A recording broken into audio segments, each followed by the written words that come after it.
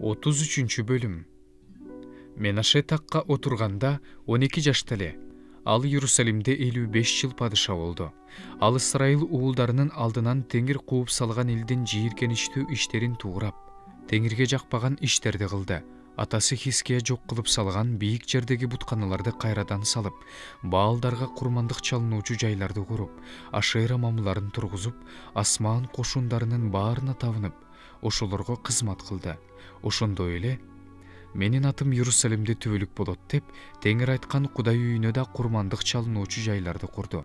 Теңир үйүнүн 2 короосуна тең асман кошуундарына арнап курмандык чалынуучу жайларды курду. Ал Ином уулдарынын өрөөнүндө өз уулдарын курмандыкка өрттөдү. Ал ошондой эле бал ачты, төлгө тартты, сыйкырчылык кылды жана өлгөндөрдү чакыргандарды, сыйкырчылык кылгандарды колдоду. Ошентип, ал Кудайга жакпаган иштерди көп кылып, аны каардантты. Ал Кудай үйүнө оюп жасаткан бурканды койду. Бул үй жөнүндө Теңир Дөөткө жана анын уулу Сулайманга мындай деп айткан: Исраилдин уулдарынын ичинен өзүм тандап алган Иерусалимде жана ушул үйдө өз ысымымды түбөлүккө орнотом, эгерде алар мен Мусанын колу менен берген баардык мыйзам, буйрук, көрсөтмөлөрдү так аткарууга аракет кыла турган болсо, мен алардын ата-бабаларына бекитип берген бул жерден мындан ары аларды кууп чыкпайм. Бирок Менаше Жүйүт аймагы менен Иерусалимдин тургундарын, Исраил уулдарынын алдынан Теңир кууп салган элдердин иштеринен да жаман иштерди кылууга түрттү.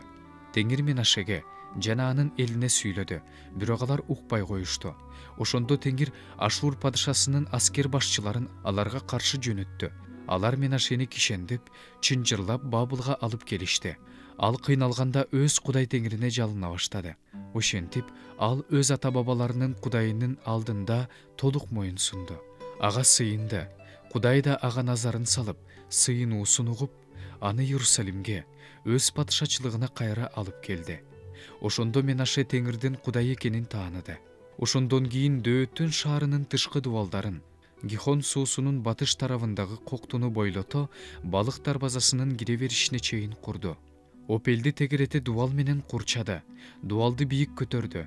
Жүйүт аймагындагы бекемделген шаарлардын баардык тарабына аскер башчыларды койду. Кудай үйүндөгү башка кудайларды, бурканды, Иерусалимдеги жана Теңир үйү турган тоодогу, өзү тургузган бутканалардын баардыгын талкалап, шаардын сыртына ыргытты. Теңирдин курмандык чалынуучу жайын калыбына келтирип, ага тынчтык курмандыктары менен ыраазычылык курмандыктарын чалды. Анан Исраилдин Кудай Теңирине гана кызмат кылууну жүйүттөргө буйруду. Бирок эл өз курмандыктарын Кудай Теңирине арнаганы менен дагы эле бутканаларда курмандыктарды чала берди. Менашенин калган иштери өз Кудайына жалынган сыйынуусу. Ага Исраил Кудай Теңиринин атынан көрөгөчтөрдүн айткан сөздөрү Исраил падышаларынын китебинде жазылган. Анын сыйынуусу, Кудайдын ага назар салуусу, мыйзамсыз иштерин жана күнөөсүн мойнуна алганга чейин бутканаларды, курмандык чалынуучу жайларды курганы, Ашера мамаларын жана буркандарды койгону Хозайдын китебинде жазылган. Менаше көз жумуп, ата-бабаларына кошулду. Аны өз үйүнө коюшту. Анын ордуна уулу Амон падыша болду. Амон такка отурганда 22 жашта эле. Ал Иерусалимде 2 жыл падышачылык кылды. Ал атасы Менашеге окшоп, Теңирге жакпаган иштерди кылды. Атасы Менаше жасаган баардык буркандарга курмандык чалып, ошолорго кызмат кылды. Ал атасы Менашеге окшоп, Теңирдин алдында моюн сунган жок. Тескерисинче, атасынан да көп күнөөгө батты. Өз кулдары ага каршы кастык уюштурушуп, аны өз үйүндө өлтүрүп салышты. Бирок эл Амон падышага каршы кастык уюштургандарды өлтүрүп салды. Эл анын ордуна уулу Жошияны такка отургузду.